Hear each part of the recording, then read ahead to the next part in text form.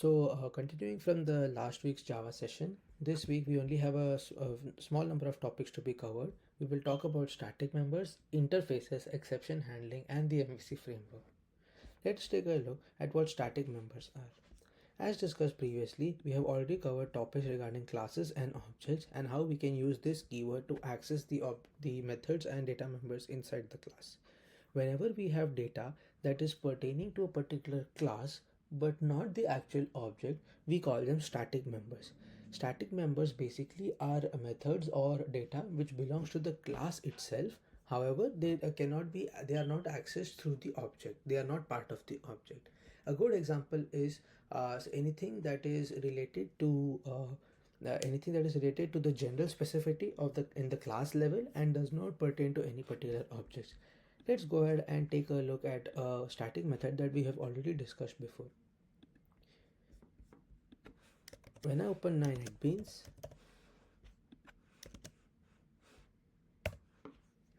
an important static method that we have come across before is the main method. Main method, as we have already seen, is a static method as it does not belong to any particular object. We in this example we have Java intro, which is our main class, and our main class does not have any other members present inside of it as of now except our public static void main method. So what this means is, as always, main is the name of our method, void is the return type of the method, it is public by nature, which means that it can be accessed from the outside world, which is how the compiler and the JVM runs it while during the execution of our application. What static means is that this is the keyword for creating static members. Whenever we mention static, we know that during the execution of this application, an object of Java intro is not created, and the object does not call the main method. However, directly the main method of the main class gets created. When we try running our application, we can see that directly the method gets executed, and this is our point of execution. Similarly, when we want to go ahead and create a different method, we can have it of us in a similar way, wherein let's say we have an example method, and our example method will print out example. Now, to use and invoke static methods, rather than calling them using the this variable, we can directly access them using the method name. In this context, we can see that example is directly called, and we are not doing this dot example as it does not belong to the object itself. However, it belongs to the particular class. We can also invoke it by calling the class name and using the dot operator to explain that it belongs to the particular class itself. Now when we go run it, we can see that the example gets printed out. Now these are an important question that will be raised is, why do we require certain methods like these? An important thing to note is that these are required, especially when we are doing calculations or observations in the object management level, and hence having something like the example method, in this case having a static method, can allow us calculate things like this. Another good example would be if we go to our animal class. In our constructor, we can have a static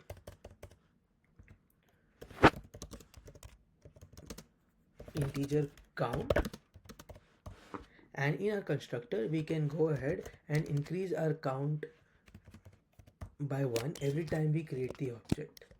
Similarly, we can also have a public method called get count,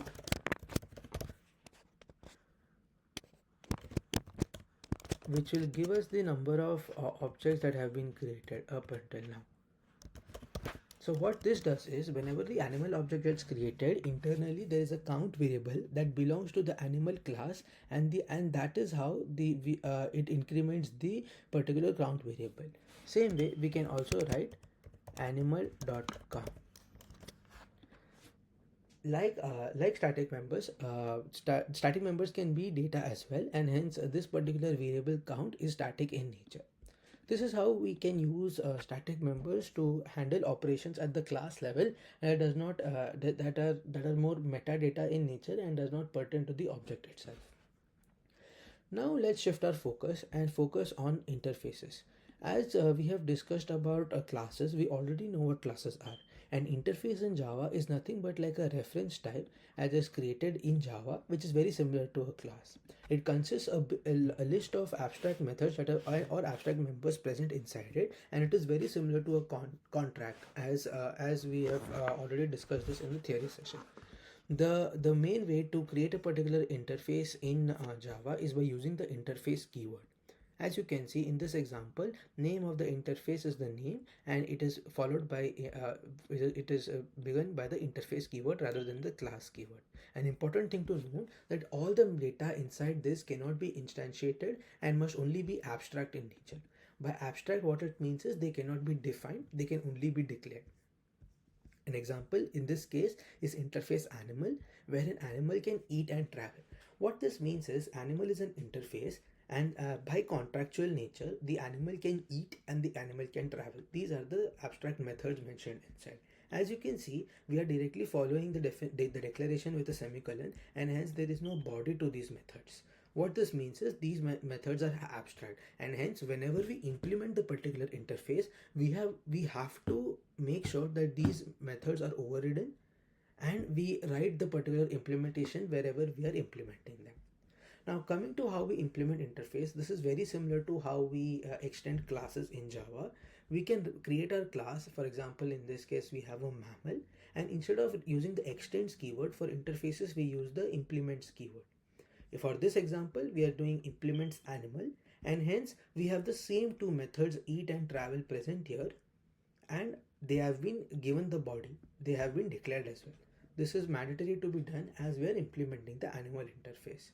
The class internally can also have extra members and extra functionality behaviors present inside, but that doesn't matter. But as you can see, interface animal has eat and travel, and we have to make sure that eat and travel are present here.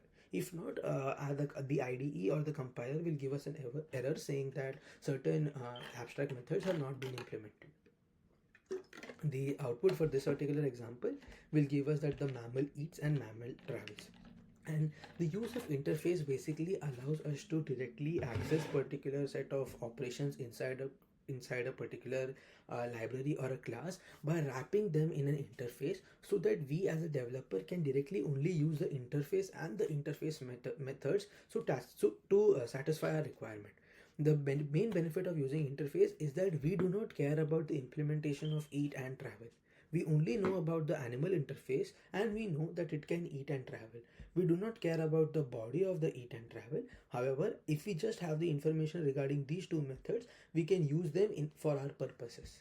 In this example, we have the mammal implementation, wherein the mammal can implement eat and travel. This allows us to have a consistent design across our application, and the benefit of this is to create a more structured environment wherein we ensure that all the contractual methods of our interface are fulfilled in their implementation. Now, coming to the next topic, we will talk about exception handling. Now, exceptions are nothing but an issue in a program that basically breaks the entire program flow. If you take a look at an exception is nothing but an unrequired or unprecedented input that comes in and breaks the particular flow of our application.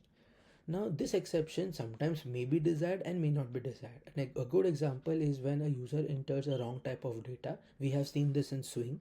Another example might be when we are trying to do certain mathematical operations, but the data does not support those operations, or when there is a particular error that comes in during the runtime, during the running of the application, wherein something breaks unexpectedly, which is not supposed to happen. So in order to make sure that our application and our program is able to handle these scenarios correctly, we make sure that we are handling these exceptions, and we fine tune our code in such a way so that it can easily handle the exceptions and still move forward with the execution of the application, and does not halt or crash the flow. This is called exception handling. A good example of this is when we have a small example is when we have a file not found demo. We have a main method wherein we have this particular file that is being accessed. However, when we run it, we are able to get this error. This is the same example that is discussed in the theory class as well. Another example is when there is a list or an array and we are trying to access something that does not belong in the list. In this case, index number 5 does not exist because the length of the array list is only 4. You can see that exception is raised in thread main. So to ensure that the exception is handled correctly, we have certain exception methods that we can use as part of our exception class, and this exception class allow us to wrap them in a try catch block, catch the exceptions and deal with them safely. Let us take a look at how we can catch these exceptions. So in order to prevent errors from occurring, we can wrap them in a try block. A try block is basically written by the try keyword with an open and a closing parentheses, followed by the catch and then the exception name inside the parameters of the catch, followed by the open and close. What this means is the application will try to do something, and if an error is raised, it will catch it in our catch block and it will deal with it safely. We have to make sure that the catch block deals with the exception even that is created here safely, and the try method is returning or raising an error or exception of this particular type. Now we can have multiple catch blocks following a try statement depending on the different types of errors that is raised. But an important thing to note is that the specificity of the error is really important. For example, in this case we are trying to create an array, and after creating we are trying to access. Now we know for a fact that when we access this, a new type of error gets created, and the exception raised is called array index out of bounds exceptions. Java internally has multiple types of exceptions, so you can go to the Java docs and play around with it, and you will be able to understand that what we need to deal with is the array index out of bound exception. So we can go ahead and catch this array index out of bounds exception and create a e object. So whenever this error is generated, this exception is generated, it will directly go to the catch block wherein it is caught by in the e object, and then we are dealing with it by printing out the error message. Now the e object internally is an exception object which consists of multiple methods. A few examples of those methods are get message, get cause, toString to convert the error to a string, which is similar to get message, print stack trace, which basically tells you where the error originated. You can also print the stack trace in a array format wherein it will give you all the multiple sources wherein the array was generated from. And similarly, there is a fill in stack trace wherein it gives you a throwable object and the stack trace with the previous information where the error occurred. Now, as mentioned before, we can catch the exceptions in multiple places based on the type of exception it is. For example, array index out of bounds or file not found exception, etc. The example here is how one try block can have multiple catch blocks, and each exception is of a different type which is dealt with differently inside its own block. So exception type 2 is dealt with in this block, and similarly type 3 is dealt here and type 1 is dealt here. So based on the type of exception raised, we can deal with them securely, and we can make sure that all the error is not breaking the flow of our application. In this case, the example previously discussed, we are trying to access a file. Obviously, if the file does not exist, we have an input output exception, and then we are just printing out and printing the stack and returning it. If this file does not exist, then we have a file not found exception, which is a different type of exception than input output exception. This IO exception occurs when we are not able to read the file, whereas file not found exception occurs when the file does not exist in the system. Now coming to the throws and throw keyword.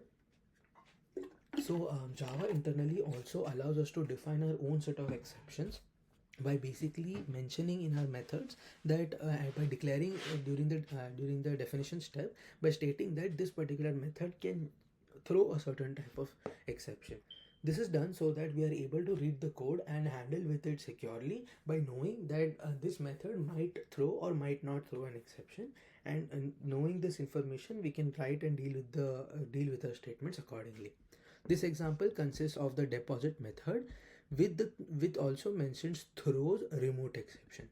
So throws is the keyword that we use to define that this deposit method might or might not throw this exception.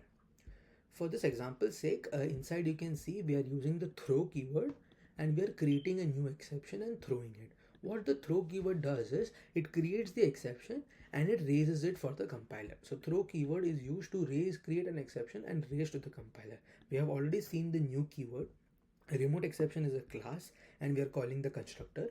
So new remote exception, this statement creates an object of the exception and the throw keyword basically raises it for the class. And to make sure that this does not break and does not give an error, we have the throws keyword with the same class name.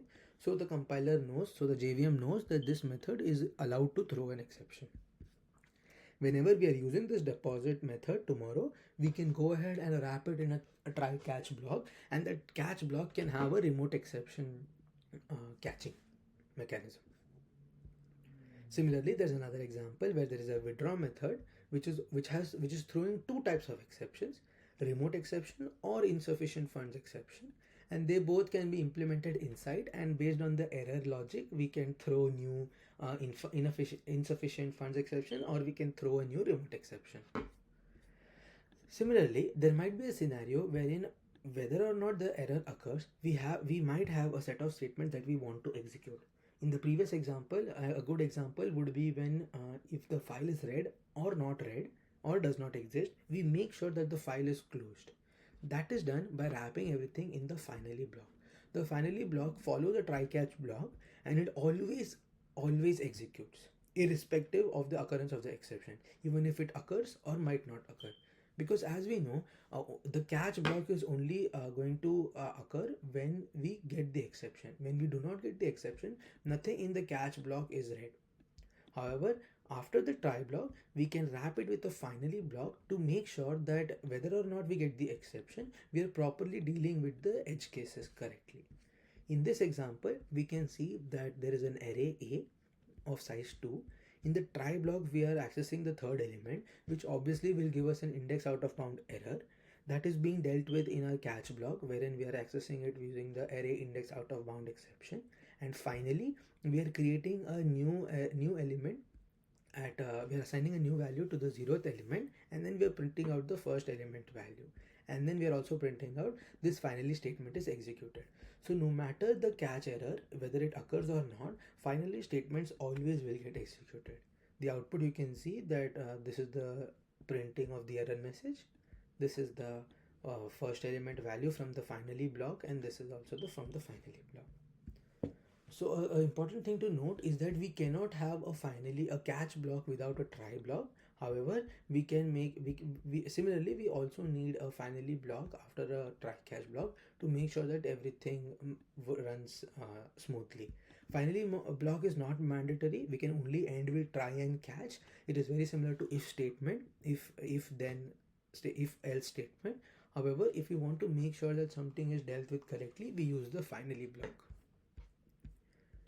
We also have another important topic. This you guys can go to the link and learn about yourself. It is called try with resources, wherein inside our try block we can basically create whatever resource that we are using, use it in our try block, and dependingly we might have a catch block, and at the end of the catch block, when the try block ends, we can see that the resources used are automatically dealt with successfully. A good example might be to close the particular file in our finally block. Now this is something that again might be an error, wherein it might when you try to close a file, it might raise an issue. So that's the reason there is a try catch block inside a big finally block. Exception handling can also be nested as and when required. And a safe way to deal with resource management is by using try with resources, wherein we are creating the file inside our try block, and after the execution of everything inside the block, it is automatically the exceptions are automatically dealt with and handled easily. This is another exception wherein you can see that a file is being created in the try block, array is created and read for everything inside the file, and then we are no longer having to close the file because the try with resource management handles it for us. It is called an auto closable interface. We can also have user-defined exceptions wherein you can create your own exceptions. That is done by creating a custom class and extending the exception class. We just have to make sure that whenever we do that, we have a certain set of methods that we create, and we make sure that Either it extends the exception class or it returns a throwable. As you can see, all exceptions must be a child of throwable. Throwable is the name of the class, wherein exception is the parent. As we were able to see the diagram before, this is the structure of the entire architecture of exceptions. We have a throwable object, and inside throwable we have errors and exceptions. Exceptions internally can have different types of exceptions, so we have to always, if we are creating our own, we have to extend the exceptions class, and that is by default already a child of the throwable class, so the requirement is being satisfied. Now let's take a look at what else is pending for us to cover. Yeah, similarly there are multiple examples on the website. Here there is a bank demo wherein this is that checkings account uh, with the withdraw deposit methods, wherein the withdraw is throwing a particular exception. This is a custom exception created by the user, which is itself in a class that extends the exception class. It has the method and it has the amounts, etc. And similarly, this is the bank demo main class, wherein the account is created and the deposit and withdraw methods are called, and based on the errors, the exceptions are raised and exception is dealt with successfully in a try catch block. In this case, it is the insufficient funds exception. Now there are different types of exceptions that are present. So these are mostly runtime exceptions that are created. So this is how we deal with runtime exceptions. There is also programmatic exceptions. These are thrown by the application or API, like specifically, like the illegal argument, illegal state, etc. Whereas the JVM exception, which is the compiler exceptions, consists of stuff like null pointer, array index out of bounds, class casting, etc. Now there are multiple types of exceptions present inside Java, so it is a good idea to know what is being done. If not, whenever we try to run our application and the application breaks, the output error message will also give us the type of exception that is being raised, and we can look at that and then decide what type of error handling can be done, exception handling can be done. So now that we've covered talking about exception handling and static members, let's take a look at and interfaces. Let's take a look at the MVC framework. Now MVC is a lost topic that we will be covering today. So in this framework we have already covered most of it in the theory class in the exercise that we've done. So let's go ahead and take a look at the same demo. MVC is basically an architecture that basically states the single responsibility or separation of concerns principle. Single responsibility and separation of concerns are two different types of principles that are there in programming. Single responsibility principle basically means that one particular entity created is only responsible for one role. Whenever we dealt with the examples in class, any particular entity that we created, even in our Swing application, were created to deal with only one particular part of the application. This is called single responsibility. Separation of concerns is another one that is very similar to single responsibility, which basically states that separation of concerns basically isolates the entire component into one unit, and that does not care about the outside world. This is called and it is not concerned with the outside world. That is why it is called separation of concerns, and it basically allows us to separate all our programmatic logics into different sections or compartments, and they are all related to any particular set of concerns. Now let us take a look at the example that we did in the theory class. Coming back to MVC basically consists of three parts: the model, the view, and the controller. The model is nothing but all the data that is stored inside of our application structure. It is just a design pattern that has been created, and it has been very successful, and hence it is very useful for application development. Model basically defines all the types of data that we can store and hold. These might be classes, these might be data members, methods, functions, interfaces, anything. Then coming to the view is nothing but view is concerned with how we can represent the data, either for a computer, either for a mobile application, either as a website, as a desktop application, anything. All of that is the concern of the view layer.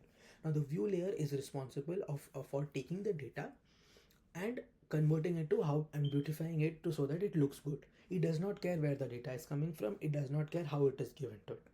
Now coming to the last layer, that is the controller. Controller is the main backbone of the MVC architecture, and controller is the one that decides what data from the model can be accessed and sent to the view.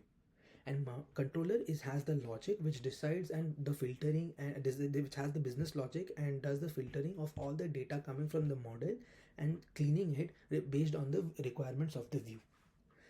Now, a lot of people mix the main class as the controller, but that is not necessarily true. The main class is outside of this MVC architecture, which uses the controller, and the controller internally deals with the models and the views and gives back the view related perspectives. If we take a look at the example that we did in class, yeah, here we have the MVC architecture. Our student view is nothing but a class which is just responsible for printing the student details. It does not care where the data is coming from. It does not care what to do. It just has one public method to print the data. Similarly, student is our model, wherein it has nothing but the student specific details. It has the roll number, the name, the getters and setters for the roll number and name. It does not care how it is viewed. It does not care where the what kind of filtering is to be done. Coming to our controller is the main backbone. The controller internally has a model and the view, which is of type student view and student. And the student controller is the one which has the setters and getters, which will internally use the members of the student model or the student view. In this case, there is the update view method, which will internally call this method called print student details, whereas set student name and get student name are methods of the controller, which will call the get name and set name of the student model. If we take a look at the model code, we can see we have a class student, both are members, and the getters and setters for all our members. Fairly simple. Similarly, our view is just a class. It only has one method, and it takes the name and the roll number and prints it for us. Fairly simple. Coming to our controller, this is the main logic, wherein we have a model and the view object, and in our constructor we are setting the model and view objects, and basically the setters and getters for the student names are created, which internally call the model setters and getters.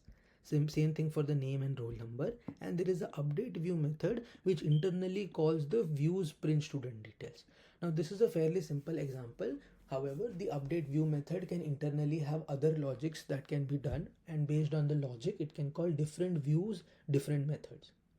So multiple different views can be present, multiple different controllers can be present. Similarly, multiple model data can be present. All of this is very important because the main method is the one that talks to the different types of controllers, and the controllers internally has the logic to talk to different type of models, does the filtering, and calls the required type of view based on the situation, based on the logic.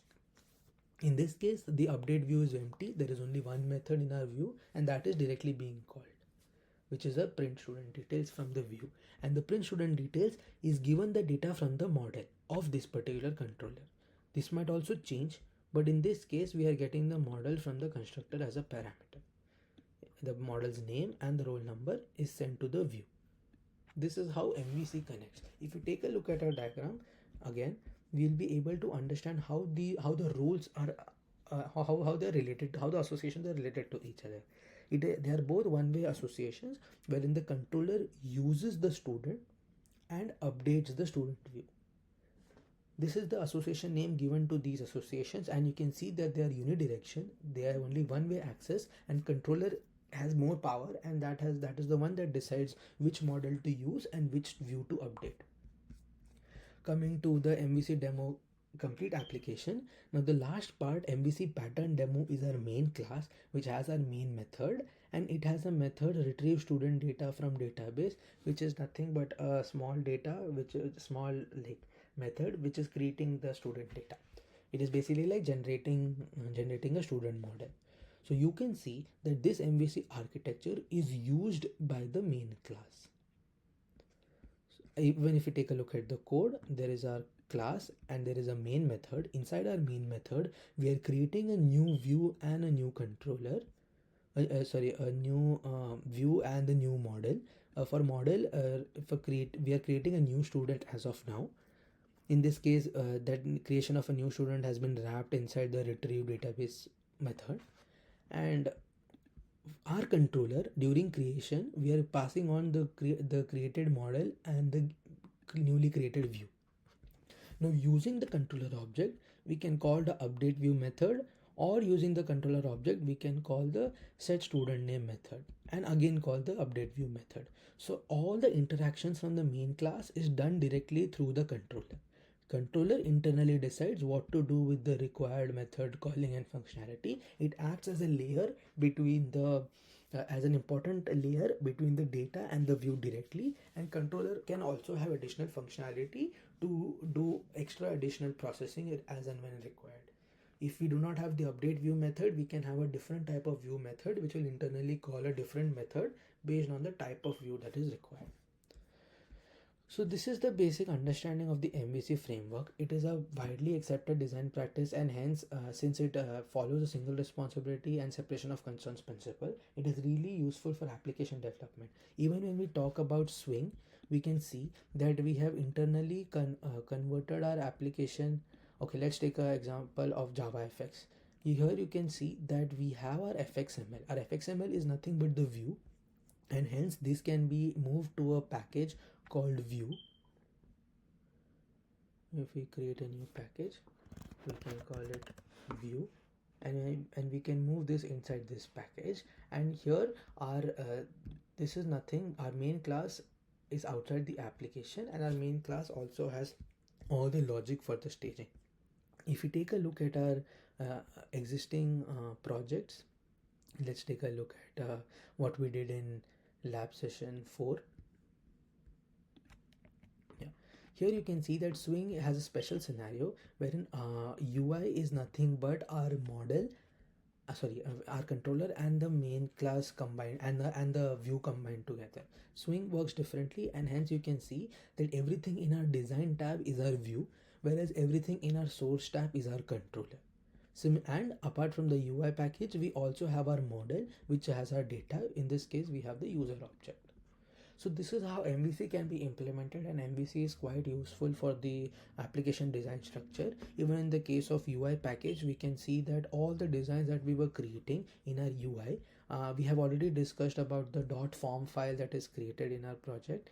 If we take a look in our source code, we can see that every project internally has a Java file, and it also has a .form file.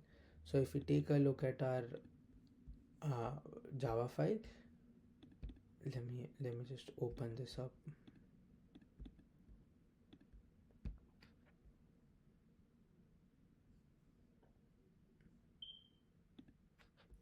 Yeah, you can see that there are .form files and there are .java files. Our .java files are nothing but our controllers, whereas our .form files are the XML files created, and they act as our views. So we have for satisfying the MVC architecture, even in Swing, we have model, which is our data. We have view, which is our form file XML, and we have controllers, which is our Java file. Similarly, in FXML, we have FXML files, which are our view. We have controllers, which have our controllers, and we have the models, which consist of the model data. So MVC is a very important design practice architecture to understand application development, and it is not only used for desktop application but also for the web development and other important computer science domains. So this was a short lab, the intro session, Java session. This is, I believe, going forward would be the last topic that we have. I'm not sure about next week's next Sunday session, what and all topics we will be covering. Just to recap, we spoke about static members, then we spoke about interfaces, we spoke about exception handling, and we spoke about the MVC design pattern architecture. I believe coming forward, after we will have Sunday sessions as a doubt solving sessions, so that if you guys have any questions, you can contact me over the weekend, and I can help you out with any issues, especially if you're stuck in assignment or something, or if you have any questions regarding Java, learning Java, or any syntax specific issues, you guys can definitely contact me and ask me. I will also be creating and adding all these details on Canvas so that you guys can access this and the recording as we've done before. Guys, please make sure that you're contacting me in advance if you have any issues, because going forward after the midterm, we would start focusing on other concepts and start mainly talking about the final project. Thank you everyone. Have a good day.